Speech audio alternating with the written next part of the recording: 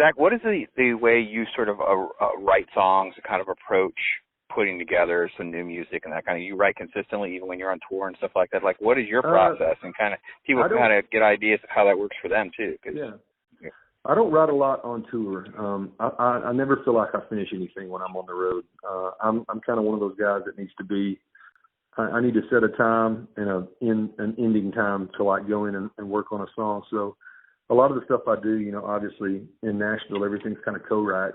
I'd never really written that way until I moved to Nashville. I love it now, but you know, I love the idea of being in a room with, you know, one or two other people and not getting kind of tunnel vision. You can come in with an idea, and a lot of times there'll be a guy that's more like a tracks guy or a producer that can sit there and kind of build music as you're talking about these ideas.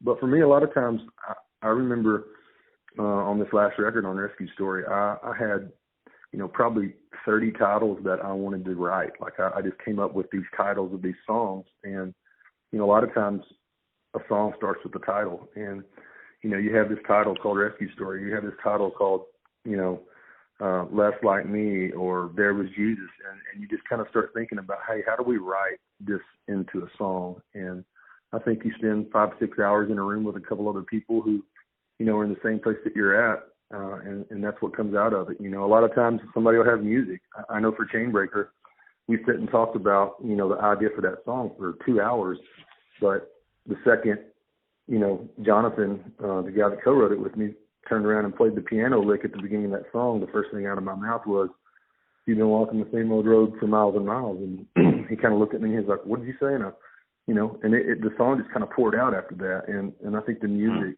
a lot of times too will kind of determine the mood or where you take that song. And so, you know, it just all comes in different ways. And then, you know, for me, everything I write is I'm trying to write from an experience or from a place that I've been.